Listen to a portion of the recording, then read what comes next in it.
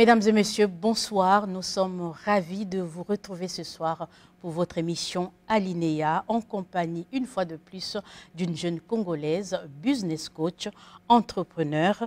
Elle est écrivain, elle dirige une académie de coaching accompagnant les jeunes et toute autre personne étant dans une démarche de concrétisation de ses rêves et projets, tant professionnels que socio-économiques. Elle s'appelle Mélodie Priscilla Bouya. Ses efforts et actions ont été récompensés récemment à Paris à travers le trophée Jifa d'Or Award.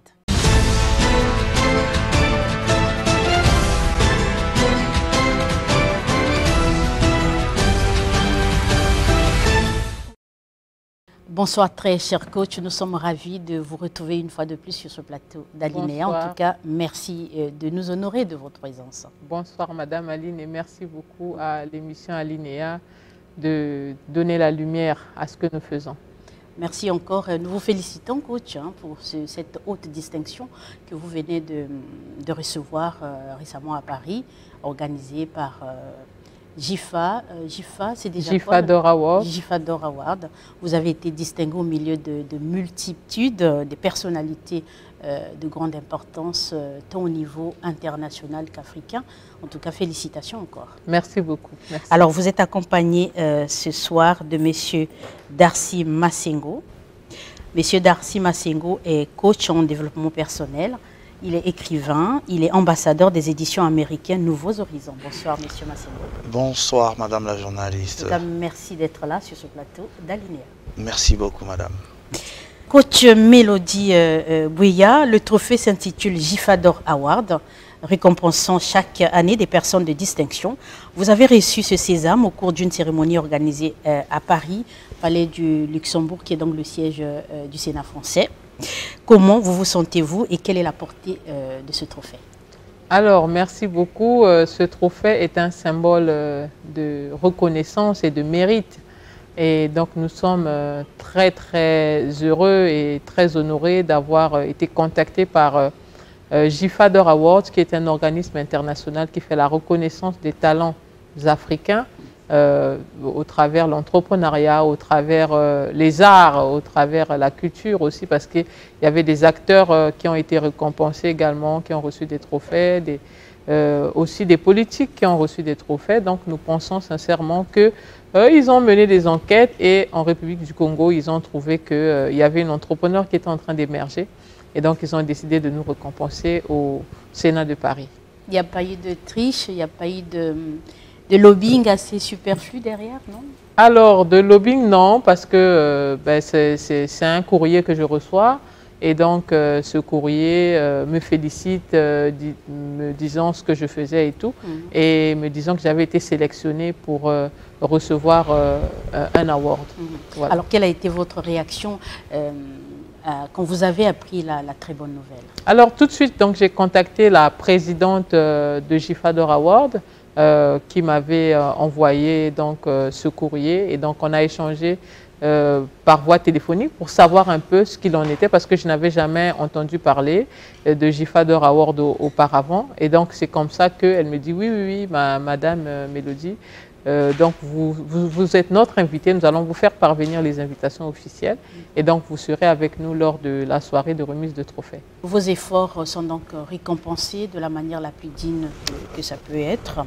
Et à travers vous, donc, le drapeau congolais a brillé au cours de ces awards. En tout cas, merci et bravo, nous en sommes fiers. Merci beaucoup. Je l'ai dit tantôt, vous avez été récompensé aux côtés d'autres personnalités de marque comme les ministres, les parlementaires, les dirigeants de multinationales, etc. Qu'est-ce qui change pour vous dès cet instant? Sachez que vous êtes cofondatrice de Upstatable Winners, qui a une portée internationale, et vous dirigez une académie de coaching ouverte récemment à Brazzaville, World Winner Academy. Qu'est-ce qui change en fait dans vos activités, ce prix? Beaucoup de choses changent parce que déjà, nous sommes vus comme des ambassadeurs de l'entrepreneuriat en Afrique, et aussi donc ça nous ouvre des portes aussi à d'autres réseaux. Donc je pense que ce symbole de reconnaissance et de mérite est pour nous une nouvelle opportunité ou encore une nouvelle porte d'aller justement entreprendre sans frontières dans notre continent. Donc je pense que ceci est une opportunité d'aller vers d'autres entrepreneurs qui font certainement de plus grandes réalisations et aussi aller apprendre de l'expertise et également partager notre expérience au travers de ce brillant parcours et avec l'obtention de ce prestigieux trophée que nous venons de recevoir. Et au niveau national, qu'est-ce qui change dans votre image? Parce que vous avez été quand même récompensé dans la catégorie entrepreneur de l'année. C'est cela? C'est ça. Alors, au niveau national, qu'est-ce qui change? Donc, nous pensons déjà que c'est une fierté pour les personnes aujourd'hui qui sont bénéficiaires de nos coachings, nos étudiants. C'est une fierté et c'est aujourd'hui un modèle d'inspiration pour pouvoir leur montrer que c'est possible de partir de rien parce que finalement, nous avons commencé à entreprendre, nous n'avions rien. Donc, aujourd'hui, c'est une source d'inspiration pour beaucoup de jeunes qui ont vu notre parcours, qui ont vu nos débuts et qui voient comment, au fur et à mesure, nous allons quelque part. Donc, je pense qu'au niveau national, nous sommes une source d'inspiration pour la jeunesse congolaise. Alors, vous êtes revenu à Brazzaville quelques temps après, hein, on va dire quelques jours seulement après cette distinction. Vos équipes étaient très enthousiastes. On a vu l'engouement à l'aéroport de Brazzaville, Maya Maya, quand vous êtes arrivé. Alors, comment traduisez-vous cette expression de bonheur, de joie de vos équipes? Alors, ça, c'est une surprise. Ils se sont dit, ben, c'est des choses qui n'arrivent pas tous les jours. Et donc, nos étudiants, le personnel de World Winner Academy, ils ont voulu donc honorer cette personne avec qui ils travaillent chaque jour et qui ramène donc ce grain de sésame en République du Congo. Et donc, ils ont voulu ne pas attendre que ça arrive au bureau, mais venir recevoir ce trophée à l'aéroport. Et c'était vraiment un moment de joie. Très bien. Ben, ça tombe bien puisque nous sommes sur ce plateau avec votre collaborateur, M. Massiengo Darcy. M. Massiengo, alors dites-nous un peu comment vous avez reçu la très bonne nouvelle et comment vous avez accueilli ce trophée que vous a apporté Mme Mabouya. Ben, c'est avec grand bonheur et grande joie. Naturellement, lorsque nous avons appris cette distinction au niveau de Paris, alors il fallait bien s'organiser. Vous savez, l'un des grands problèmes chez nous, c'est éventuellement célébrer les compétences ou encore les intelligences. Alors moi, j'ai des travers beaucoup américains. D'ailleurs, pour la petite histoire, j'ai connu la coach Mélodie Bouéa au travers éventuellement ma casquette d'ambassadeur des étudiants américains Nouveau Horizon et qui publie en fait tous les best-sellers américains. Vous savez, l'Amérique met l'accent sur la compétence et donc je cherchais une dame coach dans la ville ou au coin de le pays. Et c'est comme ça que j'ai eu à rencontrer Mme Mélodie Bouéa. Il s'est juste rappelé que je travaille en partenariat avec l'ambassade des États-Unis. Vous l'avez rencontrée parmi tant d'autres où elle était quand même elle avait une particularité. Une très grande particularité éventuellement par rapport à sa manière de faire. Et depuis ce jour-là, vous savez, comme on le dit, les grands esprits se rencontrent toujours. Nous avons fait chemin ensemble et aujourd'hui, nous collaborons ensemble. Et lorsque nous avons appris cela, nous nous sommes dit, nous ne pouvions que nous engager à apporter éventuellement également à exprimer notre joie. C'est comme ça que nous avons pris la décision d'organiser cet accueil chaleureux. D'ailleurs, c'était une grande surprise et pour nous, c'est encore une marque d'estime envers la coach Mélodie Bouéa, d'ailleurs qui a élevé très haut le drapeau du Congo. Ça n'arrive pas tous les jours et donc c'est encore un bonheur puisque c'est pour la grandeur du Congo que cela a été éventuellement remis. Il y a eu beaucoup d'autres Africains comme vous ou c'était très sélectif? Il y a eu des Africains, bien sûr. C'était une soirée d'environ 80 personnes. Et donc, il y avait des Ivoiriens qui ont reçu des trophées, il y avait des Congolais de la RDC, il y avait Guinéens, différentes nationalités ont reçu des trophées en fonction de leur domaine d'activité. Et vous, vous avez été la seule Congolaise à être au milieu de cette multitude. Bien sûr. Ah ben, c'est très bien. Mélodie Bouéa, vous avez regagné Brazzaville avec donc, ce trophée. Vous avez tenu à le présenter au gouvernement à travers le ministère des PME.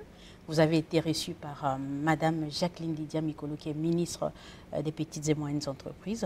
Nous allons donc suivre ce reportage, revenir dans ces moments qui vous ont permis de rencontrer Madame la ministre Jacqueline Lydia Mikolo. Priscilla Mélodie Bouéa, fondatrice des World Winner Academy, est la lauréate du prix Gifa d'Or Award qui lui a été décerné le 30 juin dernier à Paris par le Sénat de France. Reçue par la ministre des PME et de l'Artisanat Jacqueline Lydia Mikolo, elle a fait savoir que ce prix représente une reconnaissance et un mérite au regard de son parcours depuis plus de 6 ans dans le monde entrepreneurial. Nous avons pu donner des opportunités d'affaires qui ont changé la vie de plus de 500 Congolais.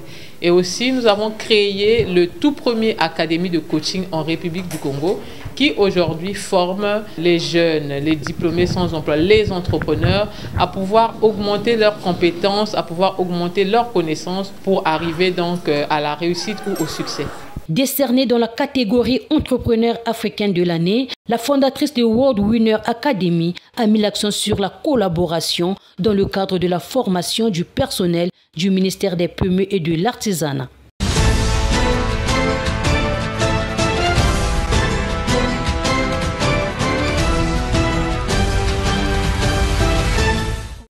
Entrepreneur africaine de l'année, quel titre? Quelle responsabilité? Qu'est-ce que cela représente pour vous?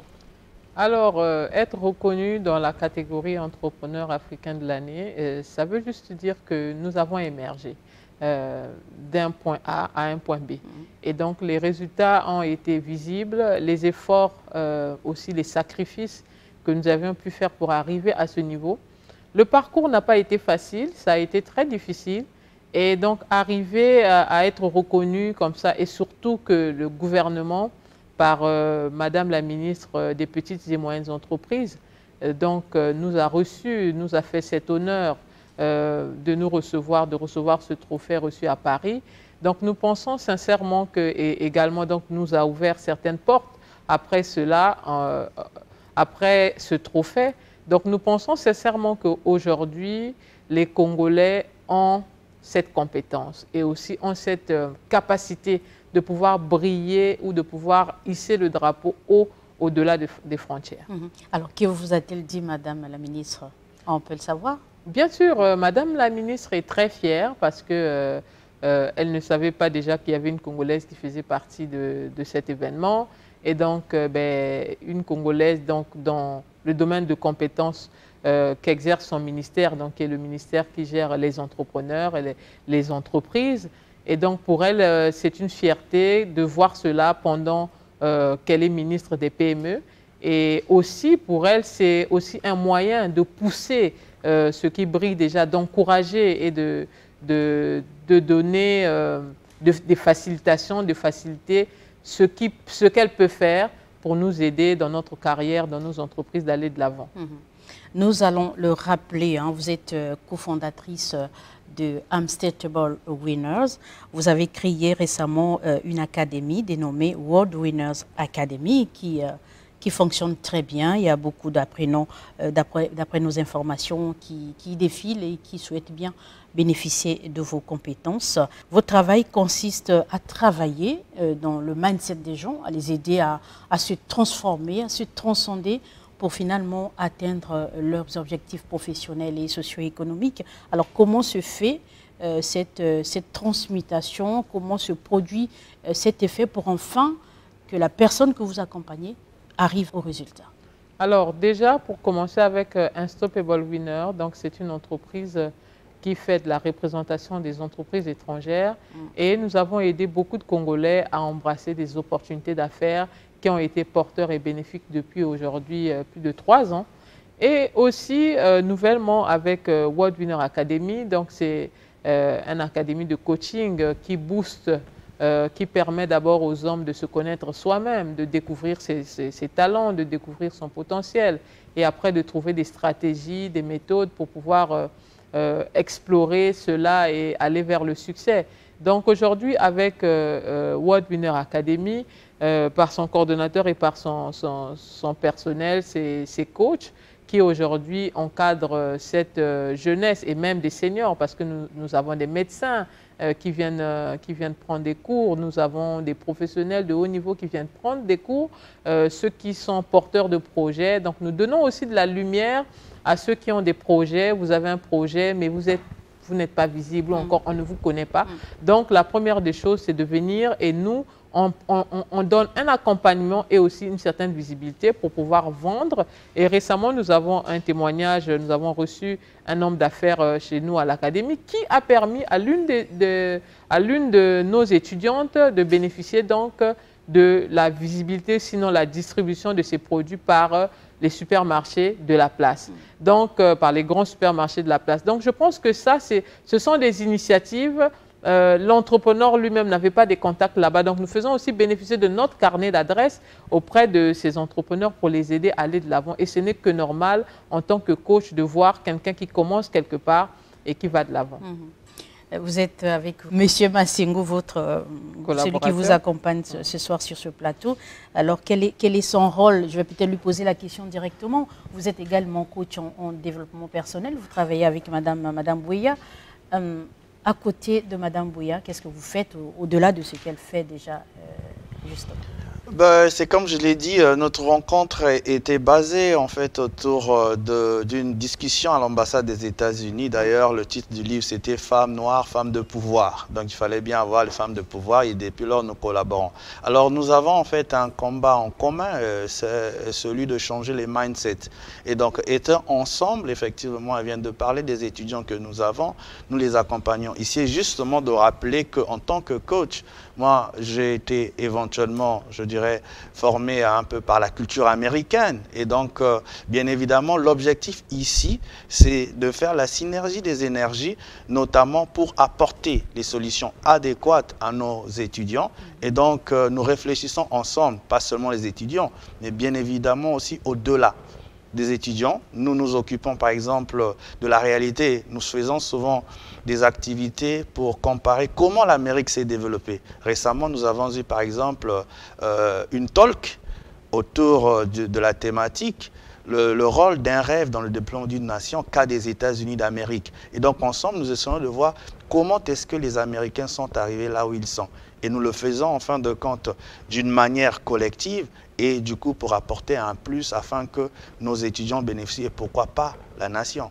Et donc vous êtes soutenu par peut-être l'ambassadeur des États-Unis. Vous avez quand même un soutien du côté des Américains ou pas? Déjà, moi je suis ambassadeur d'une édition américaine qu'on appelle Nouveau Horizon, d'ailleurs qui est une institution qui est la branche du département d'État américain aux affaires africaines, donc qui publie tous les best-sellers américains. Et donc nous avons organisé beaucoup de discussions avec l'ambassade. D'ailleurs, ici, c'est l'occasion de rendre un vibrant hommage à l'ancienne conseillère aux affaires publiques, Madame Alissandre Rose, qui est partie. Et donc, récemment. Voilà. Et donc, elle a beaucoup soutenu ces activités. En passant, je fais également la promotion du livret de la lecture. Et donc, déjà, la base étant dans World Winner Academy, puisque nous avons des temps aussi de talk, où nous discutons autour et bien évidemment des livres. Et moi, personnellement, c'est vrai que ça ne fait pas partie de l'émission, mais j'ai des subventions que l'ambassade met à ma disposition en tant qu'ambassadeur. Déjà, à la base, je pense bien avant son départ à New York, c'est peut-être un problème d'agenda, mais s'il était question que la conseillère, d'ailleurs qui est partie, visite l'académie, éventuellement pour un grand encouragement. C'est ce qui explique le terme en anglais, tant au niveau de l'académie que de votre concept que vous développez internationalement? Alors, c'est vrai, le terme au niveau d'anglais, ça part de plusieurs années déjà. Donc, quand j'ai écrit mon premier livre, le titre c'était World Winner. Pourquoi? Parce que je me considérais être vainqueur, que je me considérais être gagnant dans tout ce que je ferais dans la vie. Et je crois que finalement, cette vision m'a accompagnée toute la vie. Et donc, tous les projets autour que j'ai créés, il y a toujours un mot winner qui apparaît quelque part. C'est très bien. Ça montre qu'on a affaire à une personne combative, déterminée. Tout à fait. En tout cas, toujours aller de l'avant pour atteindre ses objectifs. Tout à fait. Coach Mélodie Bouya, vous accompagnez donc toutes ces personnes qui ont besoin de vos services pour essayer d'asseoir leur projet. On comprend que c'est souvent pas facile, hein, on l'imagine, parce que on sort de notre zone de confort parfois dans la conception et dans l'imagination des projets. On pense qu'on a bien réagi, mais quand on arrive face à des coachs comme vous, on se rend compte que parfois tout est à défaire. Vous pensez que les personnes que vous accompagnez sont quand même réceptives et le résultat est au rendez-vous? Alors déjà ici, les gens ont un grand problème avec leur vision et leur perception de la vie. Et généralement, nous rencontrons des gens qui, au début, rêvent très petits. Et vous savez, souvent, le rêve, on dit que le rêve est gratuit, mais l'échec coûte cher. Donc, le rêve est permis à tous et il ne faut pas dépenser de l'argent pour avoir un rêve.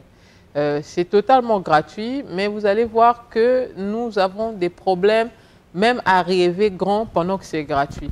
Et donc, nous, la première chose en tant que coach, c'est d'abord écouter la personne.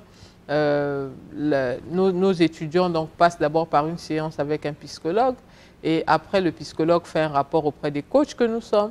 Et en fonction du profil, en fonction des aspirations, en fonction de la vision de la personne, nous essayons de corriger donc, ce qu'est cette vision qui est souvent petite ou encore la perception de la vie face aux difficultés, face aux challenges. Les gens se disent que bon, si je suis en face de tel ou tel défi, c'est que ma vie, ça ne va pas. Pourquoi moi? Pourquoi je dois subir ça? Ne sachant pas que les défis nous rendent plus forts. Et les épreuves de la vie nous donnent à tous le choix, soit d'abandonner, soit de persévérer et d'affronter justement ces défis. Donc ça, c'est vraiment notre travail, d'emmener les gens à voir plus grand, à voir plus clair et aussi à relever les défis qu'ils embrassent au quotidien. Quand vous pensez que les gens voient petit, c'est en fonction de leur projet ou parce que vous estimez que en tant que Congolais, par exemple, on doit tous en fait essayer de transcender, de sortir de nos zones de confort, de nos limites pour faire quelque chose de plus qui satisfasse en fait l'ensemble de notre public. Alors, les limites en général n'existent pas, mais l'homme a pour limite les limites qu'elle s'impose, les limites qu'il s'impose à lui-même. Donc, les limites sont imaginaires, raison pour laquelle les Américains disent « sky is the limit ». Ça veut dire que vous allez aller jusque dans les nuages et vous pouvez réaliser de très, très grandes choses. Je pense que le monsieur qui est là avec nous, monsieur Darcy, il nous dit souvent avec le sujet des Américains, récemment on discutait à propos des enfants qui ont fabriqué l'avion. Donc c'était des enfants d'un pasteur, les frères White, mais qui en observant un jouet cerf-volant, ont pu donc créer un avion. Donc en fait c'est parce que c'est des enfants qui ont de l'imagination, qui ont un rêve, qui se disent que c'est possible. Malheureusement nous avons pris tout ce qui est négatif, nous avons mis devant nos yeux et ce qui fait que nous n'arrivons pas à rêver grand et nous n'arrivons pas à traduire, à faire cette transition entre la difficulté et la bénédiction, entre la misère et la richesse. Donc, on n'arrive pas à faire cette transition parce que notre perception est erronée, notre vision a un problème. Et si un homme n'a plus n'a plus sa vision, si on ôte la vue à quelqu'un, il ne voit pas l'obstacle devant lui, il ne voit pas, quelquefois même au bord de la mer, il ne voit pas la grandeur de la mer, il ne voit pas la grandeur du ciel ou de la terre ou le potentiel. Donc, une fois que les yeux ont un problème, la vision a un problème, ça veut dire que c'est très difficile que vous puissiez réussir dans la vie. Est-ce que c'est très congolais ou c'est des choses que vous rencontrez quelquefois? Non, c'est général. Au niveau international, on a tous besoin de redéfinir sa vision. Quelquefois, vous pouvez avoir une vision aujourd'hui sur 5 ans, mais après 2 ans, 3 ans, vous devez encore élargir cette vision. Donc ça, c'est très important. Et je pense que M. Darcy a quelque chose à compléter là-dessus. Tout à fait, en tant que coach aussi. Et effectivement, d'ailleurs, si nous voyons aujourd'hui l'Amérique s'élever ou encore être la... Vous aimez l'Amérique? Oui, j'ai les travers américains. Donc du coup, pourquoi? Parce que le coaching est né là-bas. D'ailleurs, pour la petite histoire, c'est à partir de 1930 que le coaching éventuellement a fait ses preuves avec la question de la crise qui a secoué l'Amérique. Effectivement, les gens, par exemple, dans un environnement, je prends un simple exemple, un enfant qui vit au village, si vous lui demandez de vous dessiner une maison, et cet enfant va écrire une cabane. Par contre, un enfant qui est à New York, vous lui dites de dessiner une maison, il va écrire un appartement. Okay? Cela explique éventuellement l'environnement auquel normalement nous sommes ici. Et l'homme a besoin naturellement d'avoir un accompagnement. Et vous n'allez pas, nous sommes sans ignorer que la réalité socio-culturelle a beaucoup pesé éventuellement sur le développement de l'homme noir. Parce qu'il faut reconnaître, hein, nous n'allons pas passer par 4 chemins.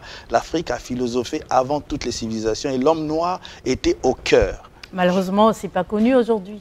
Tout à fait. Tout à fait. Justement, c'est à cause de cette ignorance, le fait de ne plus voir grand. Il faut reconnaître que Dieu nous a dotés tous des capacités. Nous avons tous 100 milliards de neurones. Et du coup, les autres ont pris de l'avant parce qu'ils ont su mettre en exergue leurs capacités. Et nous, en tant que coach, nous venons justement réveiller le potentiel qui sommeille en la personne.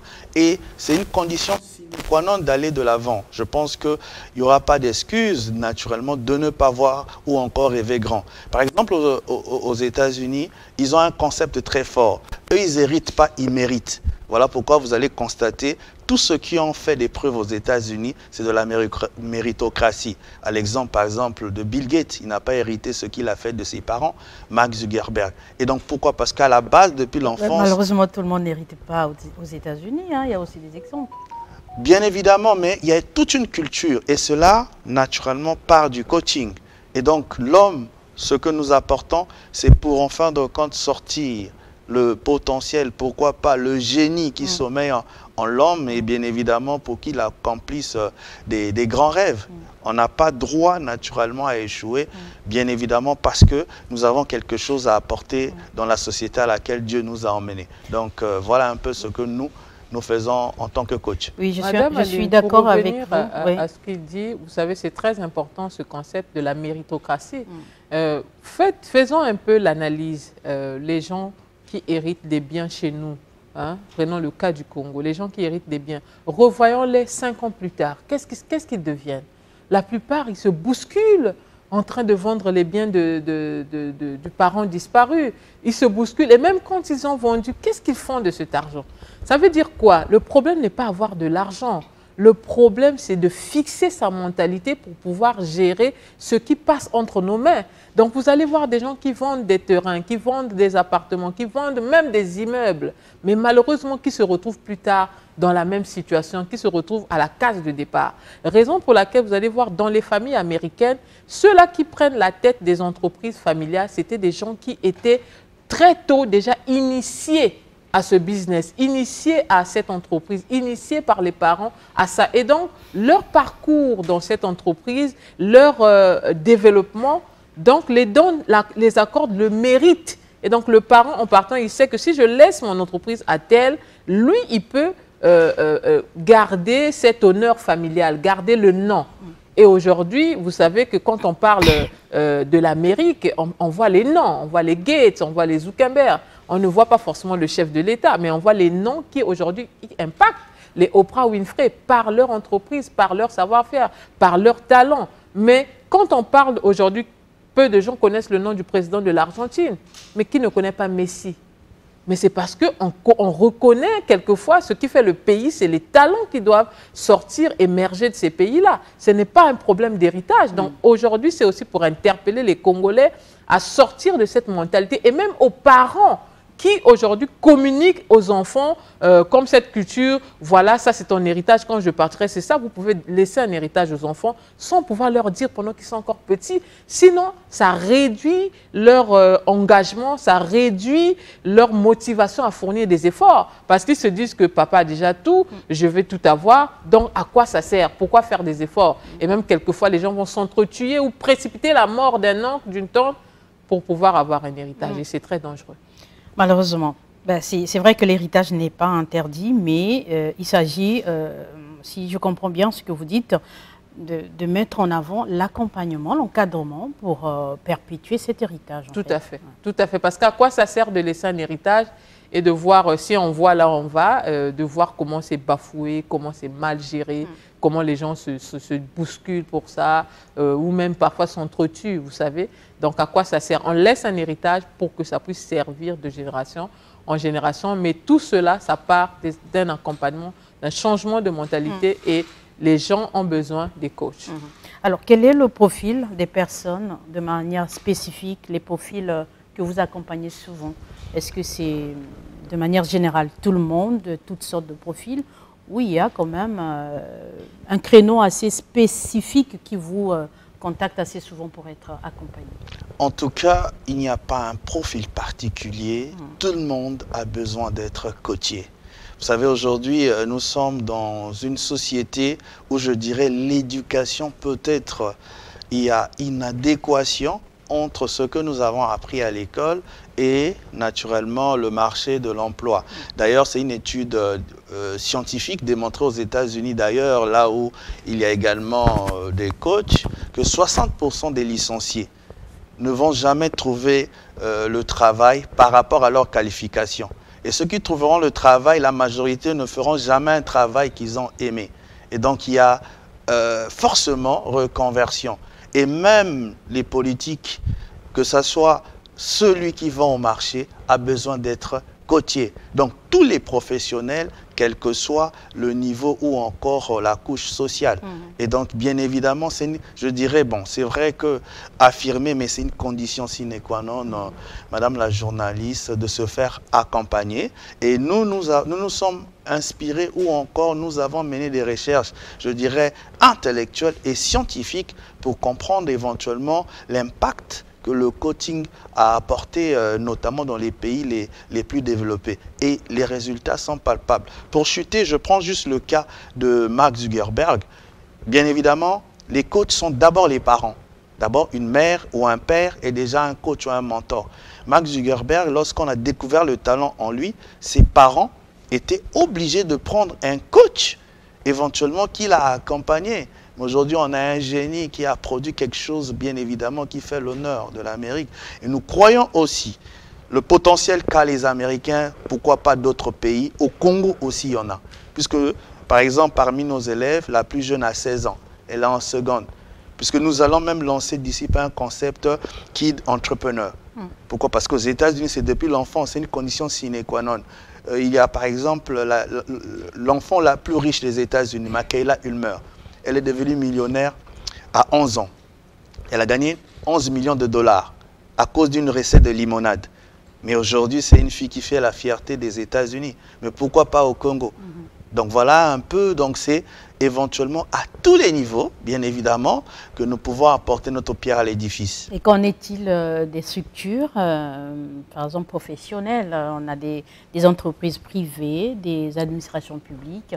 Est-ce que vous accompagnez des structures également ou des personnes individuellement? Tout à fait, nous accompagnons des structures. Dernièrement, lors de la journée internationale, le 23 juin, journée internationale de la fonction publique, donc nous avons écrit au ministère et certains ont répondu et envoyé leurs agents venir se former et nous discutons sur le thème la jalousie dans la fonction publique. Toujours dans le cadre de recadrer et de changer les mentalités en fonction des défis que nous voyons dans notre société. Donc ça, c'est vraiment un travail que nous faisons. Et aussi, nous mettons l'accent à comprendre que le coaching, c'est quelque chose qui nous accompagne, qui devrait nous accompagner de l'enfance à la vieillesse.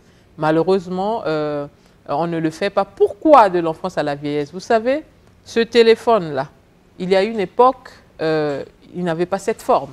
Il y a une époque, c'était quand ça sonne, vous pouvez fuir la salle. Ça dérangeait tellement, il était tellement encombrant, ça ne pouvait pas rentrer dans des sacs à main, etc. Et au fur et à mesure, le téléphone a commencé à s'améliorer. Il y a eu de nouvelles options, les caméras sont rentrées dans les téléphones, les vidéos sont rentrées dans les téléphones. Plusieurs choses aujourd'hui, des enregistrements et autres dans les téléphones, des logiciels, etc. Le traitement de texte. On peut faire des saisies au travers de ce téléphone. Et hier, le téléphone n'avait pas les mêmes options, n'avait pas les mêmes fonctionnalités. Et malheureusement, aujourd'hui, l'éducation que nous recevons depuis, je ne sais pas, 1989, c'est les mêmes choses, les mêmes livres, le même système scolaire. Alors que nous sommes au XXIe siècle, les défis sont différents, les enjeux aujourd'hui sont différents, le monde évolue, mais le système éducatif est resté le même. Ça veut dire quoi? Tout enfant qui part à l'école en dehors de ses cours normaux, il doit souscrire à un programme de coaching. Parce que là-bas, on lui enseigne ce que l'école n'apprend pas. L'école n'apprend pas des sujets sur l'argent, alors qu'à la sortie de l'école, on veut que chacun cherche un emploi. Mais moi, j'ai fait un master en management des finances. Il n'y a pas eu un titre de cours où quelque part on avait dit l'argent, comment faire pour avoir de l'argent.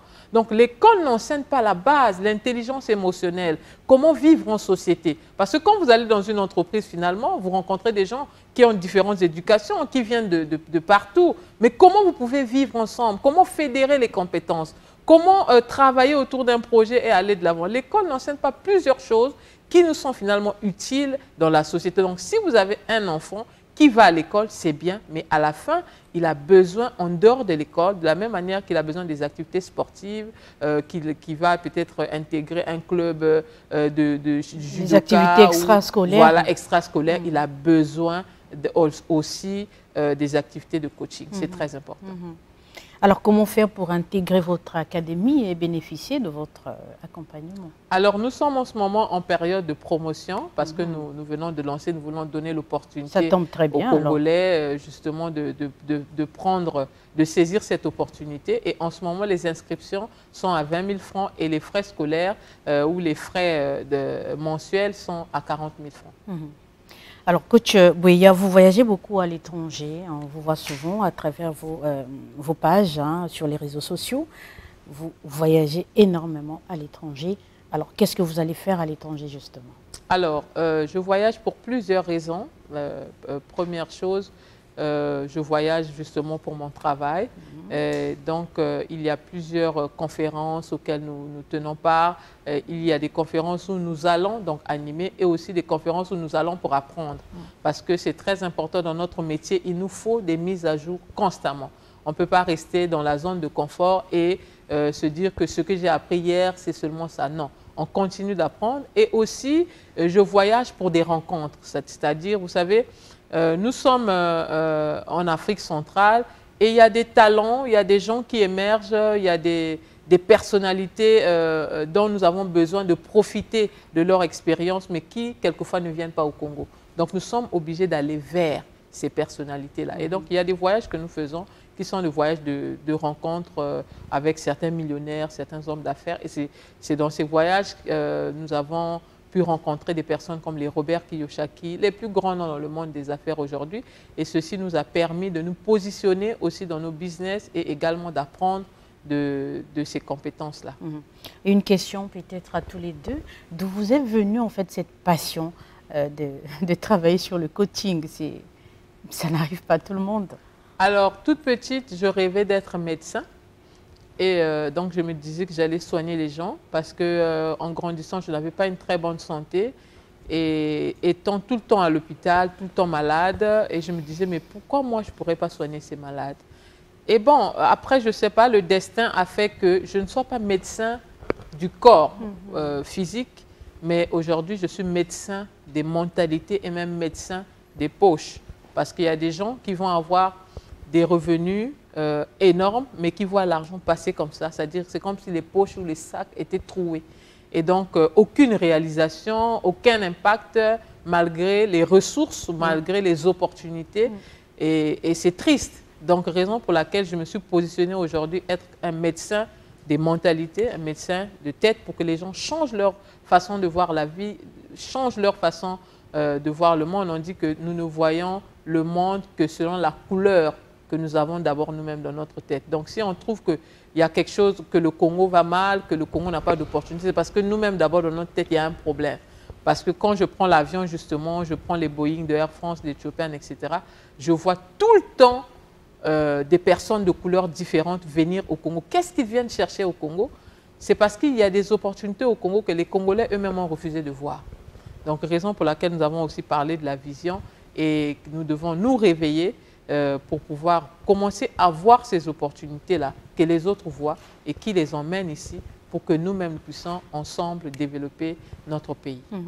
Coach Darcy Masengo. Alors, chez moi, c'est une histoire pathétique. D'abord, j'ai connu une enfance très dure. J'ai subi des chocs psycho-affectifs dus au divorce des parents. Donc, vous allez comprendre, c'était dans la crise d'adolescent. Mais du haut de mes 14 ans, 16 ans, je suis tombé sur un livre du père de la psychologie, Jean Piaget, qui parlait éventuellement du développement de l'enfant. Alors ce livre m'avait transformé, éventuellement des crises d'ado que j'ai vécues, et chemin faisant, je me suis vraiment vautré dans l'amour du livre et de la lecture. Et je pense bien, ceux qui me connaissent, ma famille, que le milieu que j'ai grandi, tout le monde s'étonne.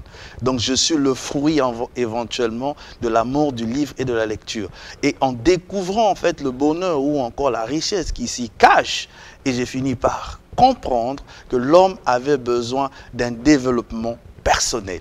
Et du coup, les problèmes en fait de compte des crises ou encore des déviances ne concernent pas seulement des enfants, mais aussi au plus haut niveau. Et éventuellement aussi en voyant la fonctionnalité éventuellement de la société. Ici, juste de rappeler, je suis passé à l'université Mariam Ngouabi où j'ai été étudiant en psychologie. Alors là encore, je suis écrivain. Mon premier livre s'intitule « La jalousie, une arme de destruction massive ». Donc c'était pendant un cours, notre doc de psychologie, qui va parler du syndrome de Caïn. Et donc je suis parti dans les recherches, alors j'ai compris que la société avait besoin d'un apport et c'est comme ça éventuellement que la passion va naître, bien évidemment, d'apporter ce que nous apportons aujourd'hui. Et pour chuter, c'est la rencontre d'un livre intitulé « Réfléchissez, devenez riche » de Napoléon Hill. Quand j'ai découvert l'histoire de plus de 500 Américains éventuellement qui ont le mieux réussi au monde, alors j'avais compris qu'il y avait quelque chose à apporter dans la société, bien évidemment pour que mon pays aussi soit, pourquoi pas, comme l'Amérique. Vous parlez si bien, vous expliquez tellement bien. Des fois, c'est difficile à dire qu'à faire. Hein. Le mental de quelqu'un avec des antécédents qui vont avec selon les personnes, des fois, ce n'est pas facile, coach Mélodie. Alors, c'est vrai, ce n'est pas facile et nous ne sommes pas des gens qui viennent de l'ordinaire ou je ne sais pas moi, d'une autre planète. On est là avec vous et nous avons aussi nous-mêmes été challengés par notre parcours, parfois par une enfance très difficile, parfois par un parcours difficile, parfois par des débuts. Moi, je me souviens quand j'écrivais mon premier livre, les gens m'ont dit « Mais Mélodie, tu écris, qui va lire ton livre ?» Parfois par la cruauté même du langage des gens. Donc, on est passé par ces choses-là et on comprend quand quelqu'un nous dit je vis telle chose, je vis des injustices, je vis telle ou telle chose, je manque d'argent. Nous comprenons ces choses, mais est-ce que quand vous avez un genou à terre, est-ce que vous allez mettre le second genou à terre ou vous allez chercher un appui qui va pouvoir vous relever pour que le deuxième genou, que vous relevez de votre situation? On ne va pas s'apitoyer sur notre sort. Oui, on a vécu des moments difficiles. Oui, c'est dur. Oui, le Congo, on n'a pas tout. Oui, on a tous ces problèmes-là. Mais qu'est-ce que nous pouvons faire? Quelqu'un disait en Amérique, ne demande pas ce que ton pays peut faire pour toi. Demande-toi qu'est-ce que toi tu peux faire pour ton pays. Raison pour laquelle aujourd'hui, nous allons à l'extérieur pour prendre de l'expérience et pour venir redonner au pays. Croyez-vous, par nos voyages, si on voulait s'installer à l'étranger, on serait déjà parti. Mais si on vient, on revient encore et encore, parce qu'on a une mission et parce qu'on a un cœur, on voit nos petits frères, nos petites sœurs qui sont en train, aujourd'hui les résultats du bac technique, c'est choquant parce qu'il y a plus d'échoués que des admis. À notre époque, ce n'était pas comme ça, on ne peut pas avoir plus d'échoués que d'admis. Pourquoi? Le phénomène réseaux sociaux, quelquefois, le laisser aller des parents. Et nous, on est là, on revient encore pour dire non. On doit faire quelque chose pour sauver nos petits frères, pour sauver nos petites sœurs, ou encore même nos aînés, quelquefois, qui sont coincés par les situations de la vie, les défis. Il y a un homme qui, dans la Bible, le roi David, son fils dit que mon père n'a pas pu construire le temple parce qu'il avait trop de combats. Il avait vécu tellement, il avait trop d'ennemis, trop de combats, et il y a des projets qu'il avait à cœur qu'il n'a pas pu réaliser. Et quelquefois, nous disons, on se dit, mais nos parents n'ont pas fait ceci, nos parents ne nous ont pas donné cela. Mais quelquefois, on ne sait pas les défis de leur époque, les combats auxquels ils ont fait face. Donc, nous, qu'est-ce qu'on doit faire? On doit se relever, on doit aujourd'hui être l'acteur de son propre film ou de sa propre vie. Pourquoi? Dans les vrais films, l'acteur ne meurt jamais. Donc, c'est pour dire aux Congolais, réveillons-nous et seul, on ne peut pas. Quand on a un genou à terre, on ne peut pas se relever seul. On a besoin de quelqu'un qui va nous... là, on peut s'appuyer et là, cette personne va pouvoir nous aider à se relever. Et donc, ne restez pas seul, ne restez pas dans votre solitude. Venez nous voir, venez voir les coachs. Et je pense qu'ensemble, nous pouvons relever vos défis. Et coach Mélodie, vous avez eu donc l'honneur d'avoir cette distinction honorifique à Paris. On l'a dit au début de cette émission. Nous pensons bien que vous avez des ambitions, des perspectives. Après donc ce sacre, quels sont vos projets? Quelle est votre vision pour l'avenir? Alors nous avons une grande vision et tout à l'heure nous parlons de voir grand. Vous savez, je suis toujours fascinée par la recherche et je vois comment les pays se développent grâce à la recherche. Malheureusement, en République du Congo, nous sommes encore un peu loin de cette recherche. Les gens vont sur Internet pour chercher des mauvaises choses. Et récemment, le coach Darcy me disait que les recherches Google, c'est-à-dire a donné un rapport disant que l'Afrique était le continent qui utilisait le plus Google. Donc, Internet, vous savez, réseaux sociaux, Google et tout ça. Donc, le continent qui utilise plus l'Internet, Google, c'est nous. Mais malheureusement, ils ont dit que l'utilisation faite de Google ne peut même pas développer le continent de 10%. Ça veut dire quoi? Les gens cherchent ce qu'il ne faut pas aller chercher. Donc, au lieu de chercher les bonnes choses, au lieu de rester sur Google ou d'apprendre, au lieu d'aller sur Internet pour des causes justes, nous ne le faisons pas. Donc, nous aimerions, notre vision, c'est de créer le premier centre de recherche privé en République du Congo qui va pouvoir réunir donc les chercheurs pour trouver des formules de paracétamol. C'est inconcevable qu'on continue à importer certaines choses de base.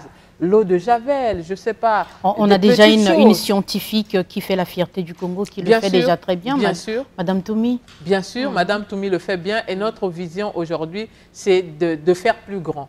C'est-à-dire d'emmener d'abord, parce que ça doit être question de culture. Madame Toumi, oui, mais combien de Congolais sont intéressés à la recherche?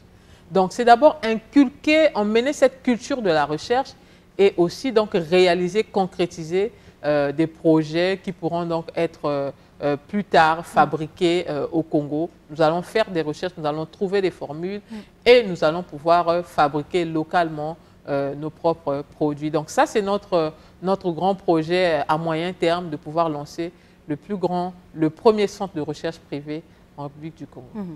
Coach Massingo. Merci beaucoup. Effectivement, comme nous l'avons déjà dit, nous osons croire que le pays, ce n'est que nous qui allons le faire. D'ailleurs, la coach parlait de John Fitzgerald Kennedy, qui a dit « N'attendez pas ce que votre pays peut faire pour vous, mais faites ce que vous pouvez ». Fin de citation. Le Congo nous a tout donné.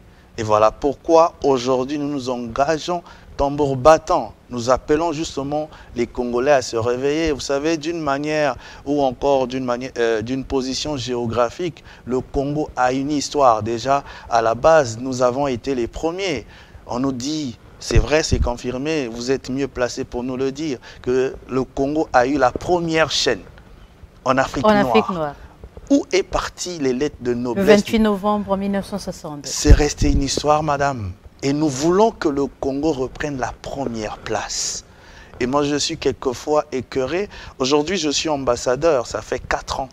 Je suis le seul au Congo, alors qu'en Côte d'Ivoire, ils sont plus de 25 ambassadeurs dans toute la Côte d'Ivoire. C'est vrai que la sélection est très restrictrice, mais nous voulons aujourd'hui appeler les Congolais à se réveiller. Et pourquoi pas dire que c'est nous peut-être qui apporterons la lumière en Afrique. D'ailleurs, pour chuter, nous sommes en train de mettre un concept que nous avons dénommé Africa Mindset and Entrepreneurship. Toujours en anglais. News. Toujours en anglais. En anglais, bon, justement, vous savez, c'est l'une des langues. Parce que c'est la langue la plus parlée, et puis la plus sexy en affaires. Et nous avons nos frères de l'Afrique anglophone qui sont un peu plus avancés que nous. Nous n'avons pas le même mindset. Donc l'objectif ici, c'est mettre en place comme un plan Marshall panafricain sur le mindset et le leadership. D'ailleurs, le talk prochain que nous aurons, nous avons les frères de l'Afrique de l'Ouest, par exemple, nous aurons un speaker ou encore un intervenant de la Guinée. Nous comprenons que les problèmes sont les mêmes en Afrique. Déjà, il y a aujourd'hui, dans 2 ans peut-être, qu'il n'y aura plus de frontières en Afrique. Qu'est-ce que nous allons proposer à l'Afrique? Et nous savons que le Congolais, quelque part, selon l'histoire, nous avons tous été les premiers. Mais je pense que si nous pouvons, en fin de compte, joindre les mains ensemble, nous allons en fait donner au Congo ce qui est de mieux afin que nous puissions encore rayonner. J'ai dit et je vous remercie. Très bien, merci. En tout cas, merci, coach Mélodie. Peut-être un tout dernier petit mot pour terminer. Alors déjà, merci beaucoup. Merci à l'INEA, merci à la télévision nationale. Et vous savez que le travail que nous faisons, c'est vraiment pour vous. Et donc, notre fierté ou notre réussite, c'est lorsque nous voyons des gens revenir vers nous, dire merci coach, vous nous avez coaché une fois, j'ai participé à un séminaire, à un programme, à une conférence, à une formation, voici ce que je suis devenu. Et on a beaucoup de gens comme ça qui reviennent nous voir pour dire merci, j'ai pu lancer mon projet, j'ai pu lancer mon entreprise. Et ça, c'est très important pour nous parce que c'est ça notre contribution pour notre pays. Et le mot de la fin que j'aimerais dire à ces personnes quelquefois qui sont désespérées, à ces personnes quelquefois qui pensent que c'est fini, que la réussite c'est seulement pour les autres, que est-ce que dans le coin où je me trouve, je sais qu'il y a des gens qui nous écrivent parfois de Kingwe, des villages, quelquefois je ne maîtrise pas ma bombo et tout. Il y a beaucoup de messages que nous recevons du Cameroun d'ailleurs, du Gabon, du Tchad et tout. Et c'est là que nous comprenons l'impact aujourd'hui des réseaux sociaux. Mais c'est pour vous dire, si vous êtes quelque part et là où vous êtes, vous pensez que dans ce coin du monde, vous ne pouvez pas réussir, je suis là pour vous informer que la bonne nouvelle est que vous pouvez être la première personne à changer l'histoire de votre famille, l'histoire de votre génération et l'histoire de votre pays au travers une seule chose, votre talent. Alors, si aujourd'hui vous n'avez pas un talent ou vous ne savez même pas ce que c'est votre talent, parce que tout le monde a un talent, si vous n'avez pas encore découvert ce talent ou peut-être que vous avez plusieurs talents mais vous ne savez pas le talent qui va vous plébisciter, le talent qui va vous rendre grand, je vous assure, contactez-nous. Venez voir des coachs, nous allons vous aider à pouvoir découvrir votre talent et à pouvoir faire de votre existence sur la terre utile que du nombre dans ce continent. Donc vraiment, nous vous encourageons. Ne restez pas seul, vous êtes en difficulté, vous avez mal, vous pleurez, vous avez été trahi, vous souffrez, vous n'avez pas d'argent, vous êtes lancé en entrepreneuriat, on vous a escroqué. Je ne sais pas, peu importe ce que vous vivez, j'aimerais vous encourager à ne pas jeter l'éponge, n'abandonnez pas vos rêves, parce qu'ensemble, nous pouvons relever ce continent. Merci en tout cas pour ce beau mot de fin. Nous vous remercions d'être passé une fois de plus sur ce plateau d'Alinéa. Nous en sommes très honorés, coach Mélodie Bouya. Merci beaucoup. Voilà, mesdames et messieurs, très chers téléspectateurs, c'est par là que nous bouclons cet entretien avec nos deux coachs, à savoir Priscilla Mélodie Bouya et les business coach, entrepreneurs et écrivains. Nous étions aussi avec le coach Darcy Massiengo, qui est donc le collaborateur de coach Mélodie. Merci à tous les deux d'avoir donné ces éléments à notre public sur votre travail, vos idées, vos projets et vos défis. Merci encore une fois. À très bientôt sur Télé Congo pour Alinéa avec d'autres invités.